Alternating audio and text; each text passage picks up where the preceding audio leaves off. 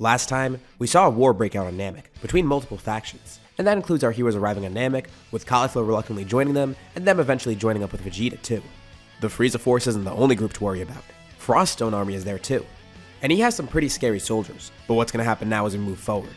We'll be seeing all that and more in this part 4 of What If Universe 6 and 7 were merged. The group has no idea of who this Hit guy is. Clearly he's someone who doesn't mess around, and it's also pretty obvious that he's not with the Ginyu Force or the Frieza Force for that matter. Vegeta and Cauliflower say this guy didn't work with them ever. There's only one explanation for who this guy is. He's got to be working with Frost. Although, it kind of looks like they have no choice. Even though they know nothing about him, they still do need to fight him. Especially because they're not giving up those Dragon Balls. It's pretty clear right away that Hit is stronger than Ginyu, and Captain Ginyu was the strongest of his group. Although he's not too far beyond him in terms of strength, the real issue is his abilities. As an experienced assassin, he has a bunch of techniques up his sleeve, the most deadly of which is the ability to control time. Again, they know nothing about this guy, and they need to learn something about how he fights in order to defeat him. It's pretty easy to tell that he can control time somehow, and Goku wants to test that out, seeing what he could do and figuring if he could work a way around that. As the group fights him, he effectively fends them off. He's got power to back up his abilities. He's an excellent warrior, and they can see that it's not going to be easy to take him down. And Goku thinks he might have a way around this. He wants to see how much time Hit can control. He learned how this guy fights, adapting to his fighting style. But also Hit reveals that he can control time for 1/20th of a second, using it to basically skip ahead. It doesn't sound like a lot, but in a fight, it's a lot of time. But Hit says he'll also be able to improve it as he fights. And Goku has an amazing idea. They need to predict his moves, catch him off guard, and outspeed him somehow. And Goku has the perfect technique for that. He lunges in for an attack, and the second he's about to land a strike, Hit activates his time skip, and Goku activates Kaioken, bursting into it for a fraction of a second, speeding him up enough to attack Hit before his time skip activates. And when he uses this, he goes into Kaioken times 20, a very strenuous and powerful version of Kaioken. But it barely affects him because he's only using it for a split second when attacking.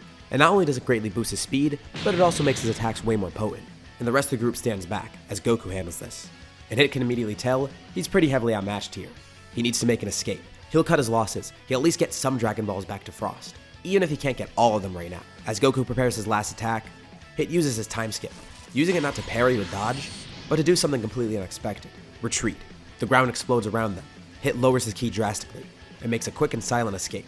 They try their best to find where he went, but they don't know.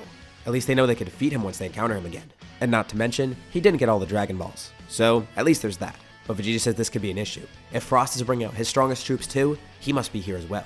He knows that Frieza's here nearby somewhere, and that's bad enough as is. But with Frost being here too, that's even worse, because they have no clue about Frost. They have no idea what his powers are like, what he's capable of, nothing like that. They didn't know about Hit, for example. On the other side of the planet, Hit's able to quickly make it back to Frost, who actually just recently arrived on the planet. Well, he's glad that the Ginyu Force is gone, but they didn't account for that other group being here. Hit explains that it's some group that's not with the Frieza Force, and they're not Namekians either. Well, one of them is, but he's not with the Namekians. But one of them was wearing the Frieza Force armor, although they were fighting the Ginyu Force for some reason. He has no clue who they're truly aligned with. And Frost is angered beyond belief. There's others meddling in his plans too. Frieza's one thing, they could take care of him, but this random group that's here, how are they causing trouble? How did they defeat Hit of all people? Hit says he needed some time to regroup. He plans on striking them when they least expect it, because that'll be effective, and he'll deal with them in due time.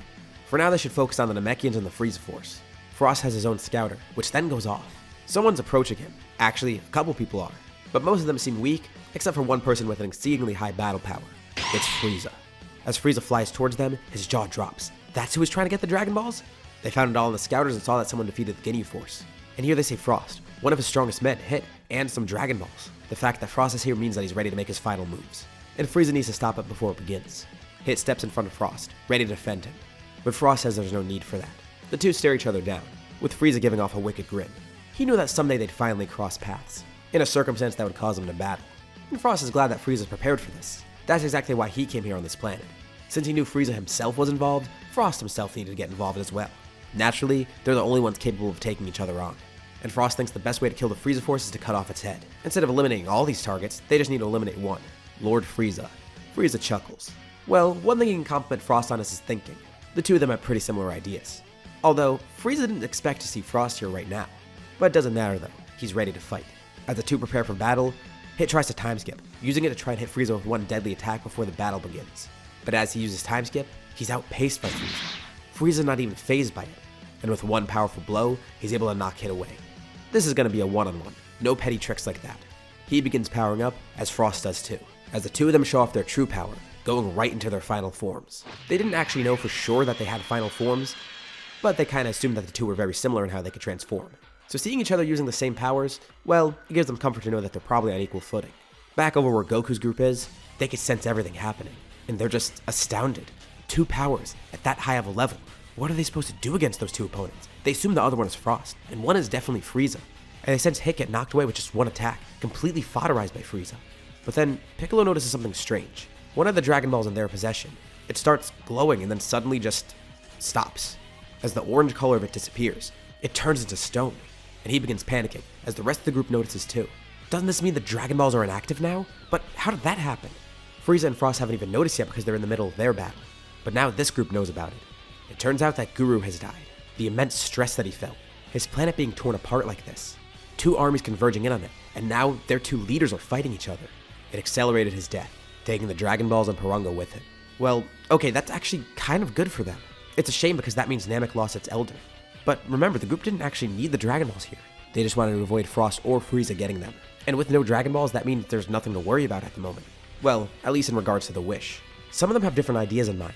Vegeta thinks it's best that they leave. Same with Cauliflower. This planet isn't their problem anymore. They think this is great news. As much as they'd love to kill Frieza, well, that might just happen with Frost doing it. They could escape here, unnoticed and unscathed. And while Vegeta can't get his own wish for immortality, he relishes in the idea that Frieza's gonna find out he won't get his wish. But the others have different thoughts in mind. For example, Goku does still want to fight Frieza, even though he knows it's way too dangerous at this point. But it's not just that. It doesn't feel right leaving Namek like this. Piccolo himself is thinking about this too. There's still a lot of Namekians here. The planet can be saved. They can't just up and abandon it like this. It's not right. It won't sit right with them. And as the group tries to figure out what to do next, they sense some powers approaching, but not malicious powers. It's a group of Namekian warriors. And Kappa notes something really strange about them. Their energy feels weird, different from the other Namekians. It's a lot more powerful, first of all, and also, I feel like there's multiple energies in one. He can't quite put his finger on it, but the others notice that too. The 3 Namekian warriors land. They don't recognize these people. And it's kind of confusing because one of the people in the group appears to be wearing the armor of the Frieza Force, that being Vegeta. But also there's Piccolo in their group, a Namekian. They don't recognize him, but they can clearly see he is one of them. They try and figure out what's going on here, and ask this group to identify themselves. Piccolo explains, and they find out that these 3 are Namekian warriors, warriors that have merged with other Namekian warriors. That's why they're so powerful, and why their energies feel weird. Their names are Nail, Saunel, and Pirina, the 3 strongest Namekians. They were the strongest before, and now they're even more powerful. They've merged with other warrior Namekians, using this as a backup plan. They know the Dragon Balls are gone, and they really need a fight here. They're not sure how the battle between Frost and Frieza will go, but at least one of them is going to survive. There's no way they kill each other. Someone is going to make it out of there, and they're going to need someone to defeat that last person. Although there's another issue too. When they fuse, that would have been enough to defeat First Form Frieza.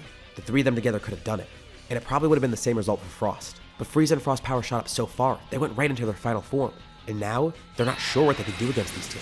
And even if the 3 of them merge together into one really strong Super Namekian, they still have no clue how that fight will go down. They still don't know the full power of Frieza or Frost, only what they sense at the moment. These Namekians were pretty powerful from the get-go too.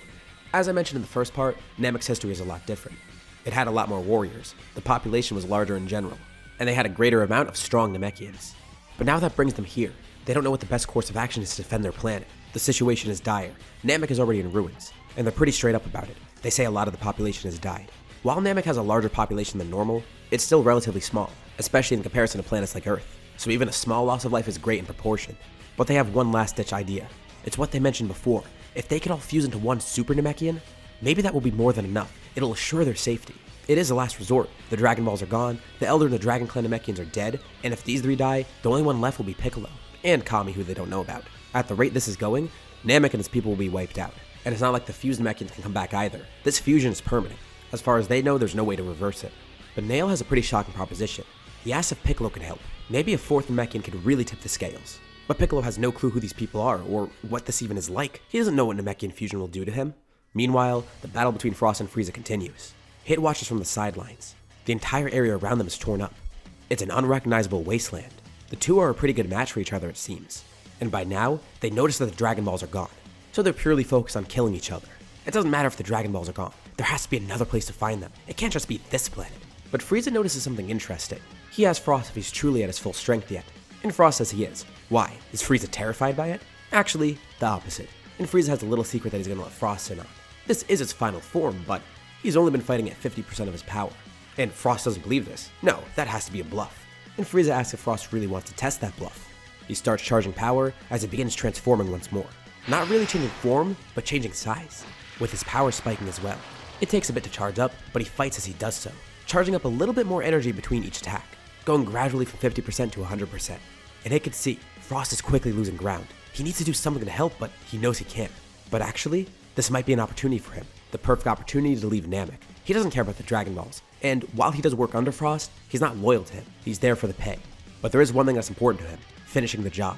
And if he fails at the job he was hired to do, that's really gonna irk him. But Hit also knows when he's defeated. If he stays here, it'll be pointless. He'll die regardless, and his job won't be completed. He decides now he's gonna escape Namek. If Frieza does win here, he'll come for him later, but he'll also come for that other group that was meddling. Their time will come soon enough. Hit will grow much stronger before he meets them again. Frieza finally reaches his full power, completely overwhelming Frost. He says that was a fun battle, but it's gonna have to end here. And Frost curses Frieza. He says Frieza thinks he might have won here, but he knows that he'll be back. Frost says this isn't the end for him. It's the beginning of the end for Frieza instead. But Frieza pays no attention to this, simply just landing the finishing blow on Frost, piercing a powerful blast right through him, then grabbing onto the mangled Frost, and launching one more blast to fully eradicate him. Frieza's breathing heavily. He's injured too, but he's victorious. Although, what does he have to do now? He wonders where that assassin went. He should probably clean up that loose end. And also, that other group that was meddling in his plans. He needs to get rid of them as well. But maybe the best way to do that would just be to, well, simply destroy Namek. That'll assure that everyone on this planet will be dealt with. He aims a hand right down to the surface, launching a powerful blast. But it never makes contact with the ground. It's actually sent right back to him. His own blast hits him square on. Someone deflected it, and he hears the sound of someone vanishing behind him, turning around to see what looks like a Namekian standing there. But something about this one's different. His demeanor, it's strange. And he has a brilliant glow around him. But other than that, he looks completely unassuming. This couldn't have been the one to knock his attack back. Frieza swings an arm at him, and the Namekian catches it, and that glow vanishes around him. And Frieza can clearly see his face now. The Namekian thanks Frieza for killing Frost. That's less work for him now. He then punches Frieza, with his fist going right through him. But Frieza surprisingly is unfazed by this. It is painful, but he's still alive, even though he got punctured right through his chest. Who is this? The Namekian states that his name is Piccolo, although a new version of Piccolo. It took a lot of convincing, but eventually the Namekian fusion went through.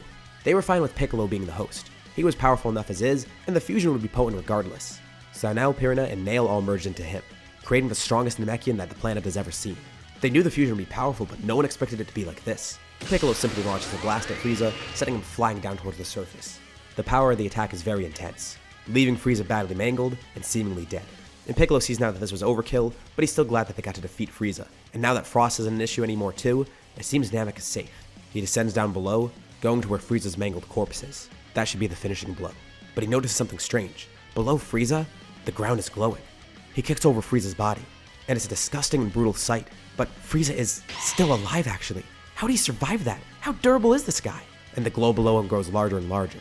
Frieza just detonated the planet. He launches a blast in Piccolo's face. It does nothing, but it serves as a distraction. A plume of lava shoots up in front of them too, as Frieza then tries his best to fly out into space, barely being able to escape. And Piccolo can't believe it. He failed? No, that should have killed Frieza. How did he survive that? They didn't know he could survive attacks like that. That's why Frieza eliminated Frost so quickly and destroyed every little bit of him. He knew that Frost was durable, but they didn't know that Frieza was that durable, giving him the ability to do this. Piccolo quickly flies over to the rest of the group, grabbing all of them and bringing them back to the ship. He says he'll explain what happened in a bit, and the group is barely able to escape. As Namek explodes, Piccolo watches on through the window. He failed. His planet, it's gone. If there were any Namekians still alive, they're not there anymore. He and Kami are the last of them. Whatever remains of the Namekian race, it's within him. The rage he feels, not just towards Frieza but himself, it's immense. He could have obliterated Frieza. He could have saved the planet at least. And now Frieza's still out there. But Goku says it's fine. They'll fix the planet. They can use Earth's Dragon Balls to fix it and then revive the other Namekians. But he also notices something weird too. While Piccolo was told this fusion wouldn't really change him, it seems it kinda did. He clearly has a strong connection to this planet now. And he feels for it. He feels for the rest of his species that's gone now. His planet was torn apart by these two armies, with him being the sole survivor of Namek. He'll avenge his planet and his people. He'll stop Frieza. Nail, Salno, and Piranha's sacrifice, as well as the sacrifice of every other warrior Namekian, it won't be in vain. As their ship drifts off in space, this is where we'll leave off for now. What do you guys think about this part, and what's going to happen next? Leave your thoughts and suggestions in the comments below. I'd love to see what you guys think.